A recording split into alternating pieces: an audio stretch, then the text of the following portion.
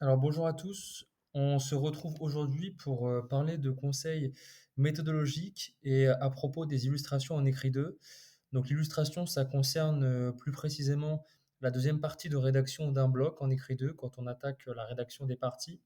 Et en fait, ça vise à illustrer en pratique comment le parti pris théorique qu'on a amené en première partie de bloc eh bien, va s'illustrer avec des élèves sur le terrain. Donc on va commencer à parler d'illustration en écrit 2 pour ensuite aller sur un sujet à partir duquel vous allez pouvoir écrire, voilà, qui peut se retrouver pour l'écrit 2 et la préparation au CAPES. Donc pour commencer à parler de l'illustration en écrit 2 au CAPES, on va tout d'abord commencer par rappeler un petit peu l'esprit de cette illustration. Donc ça correspond à la deuxième partie du bloc lorsqu'on attaque la rédaction d'une partie. Cette illustration, elle est couplée avec un parti pris scientifique qui aura été énoncé juste avant. Donc quand on commence une partie, on commence souvent, quand on procède de manière déductive, c'est souvent ce qui se fait et je vous conseille de passer par ceci. Donc de commencer à amener un parti pris théorique scientifique, de le sélectionner par rapport aux liens au sujet qui sont exploités. Et donc après avoir amené ce parti pris théorique scientifique, on va l'illustrer. L'idée, c'est de réaliser un aller-retour entre l'illustration, ce qu'on va dire dans l'illustration, avec ce parti pris théorique qui aura été énoncé juste avant.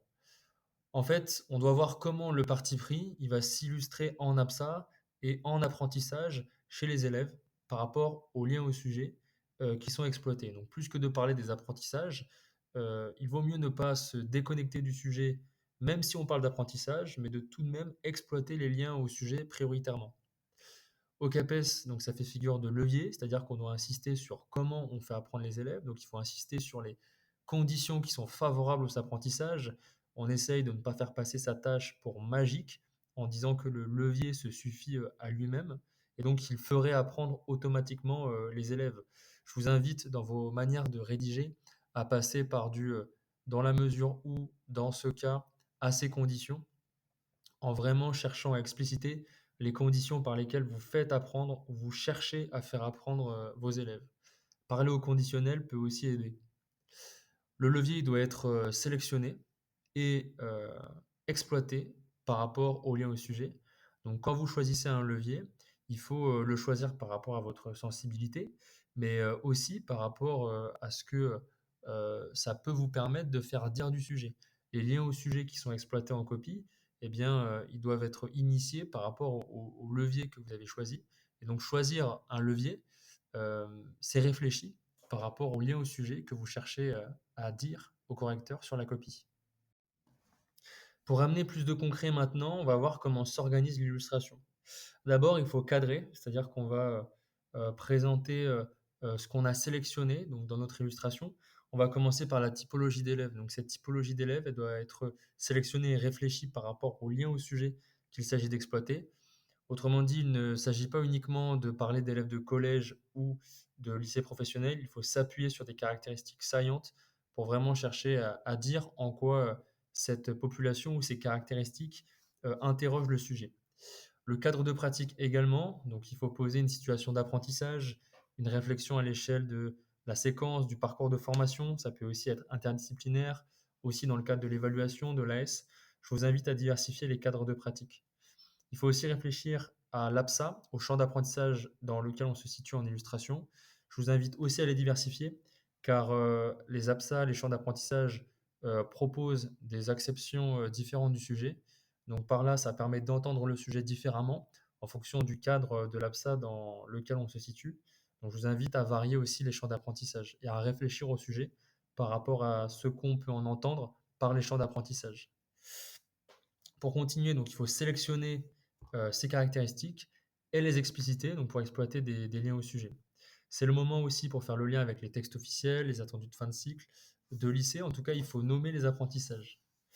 On fait le lien avec le contexte, donc les épisodes vécus qui sont présents dans les documents que vous avez en plus. On peut se positionner en continuité ou en rupture. Voilà pour ceci. Donc ensuite, on rentre dans le système d'aller-retour avec le parti pris théorique. Donc là, il faut faire le lien avec ce qui a été développé précédemment, c'est-à-dire qu'on doit retrouver la théorie que vous avez énoncée pour voir comment elle se décline concrètement en APSA et avec des élèves précis. L'enjeu, c'est de montrer en quoi dans quelle mesure, comment les élèves apprennent. Ensuite, dans une deuxième partie de bloc, il faudra nuancer, donc c'est pas l'objet pour le moment, mais on peut aussi dire, donc en partant d'un premier bloc, en bloc B, quels ont ou quels peuvent être les obstacles que les élèves rencontrent. Un parti pris, ce n'est pas magique, ce n'est pas parce qu'on met en place des leviers d'apprentissage que les élèves vont forcément apprendre, voire même ça peut faire reculer l'apprentissage, les élèves peuvent ne pas apprendre par cela, ça peut présenter des obstacles, des difficultés. Il faut en être conscient et aussi avoir un regard critique sur le parti pris qu'on va poser à un instant T. Mon conseil, c'est d'insister sur les conditions favorables aux apprentissages avec les tournures de phrases que je vous ai présentées juste avant et aussi toujours dans l'idée d'expliciter vraiment le plus possible le processus d'apprentissage et les liens au sujet. Et pour finir, donc, il faut qu'on retrouve du sujet au fil de l'illustration et en fin d'illustration, donc en fin de bloc, on puisse verrouiller avec un lien clair au sujet qui permet de donner des repères au correcteur. Donc en termes de bonus par rapport à la capsule vidéo du jour, je vous propose un sujet en écrit 2 que vous pouvez rencontrer dans votre formation et je vous propose quelques pistes d'analyse pour réfléchir dessus avec des intentions méthodologiques que vous pourrez retrouver au fur et à mesure des sujets. Tout d'abord, on peut penser au renversement du sujet, c'est-à-dire que quand on voit que l'acquisition de techniques en EPS peut participer à la construction d'un rapport positif au corps, on peut aussi se dire que construire un rapport au corps positif, ça peut participer à l'acquisition de techniques en EPS. Donc, renverser le sujet, plus que d'être un effet de style, ça peut aussi être un moyen de proposer en bloc C des pistes de dépassement. On peut aussi retrouver ce renversement dans la problématique. Ensuite, construire un rapport positif au corps. Attention à ne pas traiter que du rapport positif au corps. Il faut bien prendre tous les termes du sujet et notamment aller sur le terme construction. Il faut aller sur une gradation dans cette construction. Il faut chercher à la décliner, à se poser question de cette construction. On peut parler de reconstruction, de déconstruction. On peut penser au terme de bâtir, de développer. En tout cas, il faut faire des choix très précis, pragmatiques en absa, en lien au sujet. Donc, on peut penser à renouer avec son corps, donc par rapport à un rapport au corps qui serait vraiment très distant. On peut aussi parler de la capacité du corps, notamment en rendant le corps capable. Ça fait référence notamment à des pouvoirs d'agir. Ça fait référence au sentiment d'impuissance apprise avec le fait de renouer avec son estime de soi. Et ça peut aussi renvoyer dans un troisième temps. Donc là, on peut trouver trois manières d'argumenter dans les trois parties d'un sujet. Ça peut aussi renvoyer à l'image que je perçois de ce que les autres me renvoient. En fait, le rapport au corps, il est aussi lié avec l'image que les autres peuvent me renvoyer de moi-même. Et donc, on peut aussi chercher à interroger le regard de l'autre dans cette relation qui se tisse du corps à l'individu. Et donc, dans les absas, notamment du champ 4, ça peut s'interroger. On peut très bien, par exemple, en nuance, parler du fait de garder la face lorsque des élèves ne s'expriment pas ou ont des comportements hors tâche par rapport à ce regard de l'autre qui les empêche en quelque sorte de s'engager en activité. Le terme participer, là aussi, il faut le remettre en question. Parfois, ça peut ne pas participer, l'acquisition des techniques corporelles, enfin en EPS, pardon, à la construction d'un rapport positif au corps. Le processus d'acquisition peut être douloureux pour certains élèves ou en fonction de la manière dont c'est enseigné, en fonction du levier pédagogique et de la manière dont les élèves s'en emparent, ça peut très bien aller à rebours de cette participation.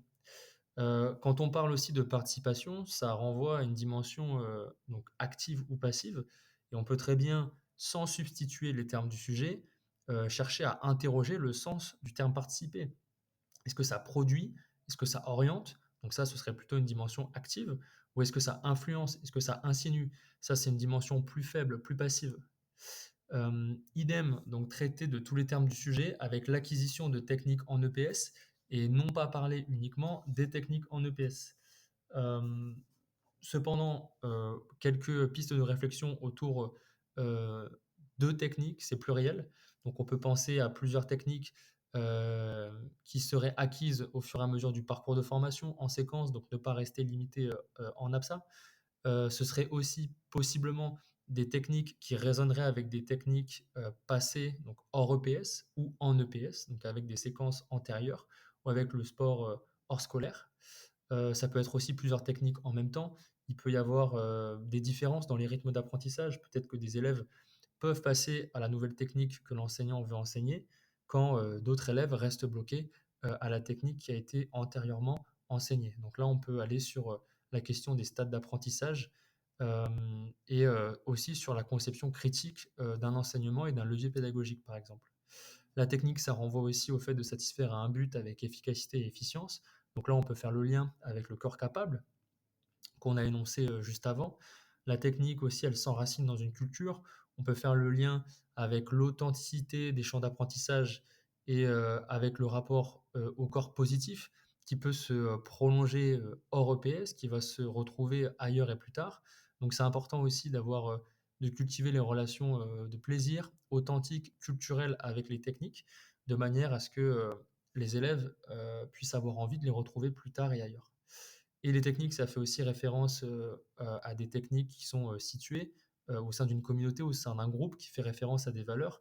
Et là, on peut faire le lien avec la dimension, collective, avec les autres, qui pourraient nous aider à apprendre dans ce processus d'acquisition et qui nous aiderait donc à apprendre en termes d'apprentissage, voire même contrarier certains apprentissages, ça peut aussi être une piste de nuance. Voilà, je vous laisse écrire une introduction ou une partie dessus à ceux qui souhaitent, en écrire une et on se retrouve très vite. Bon courage.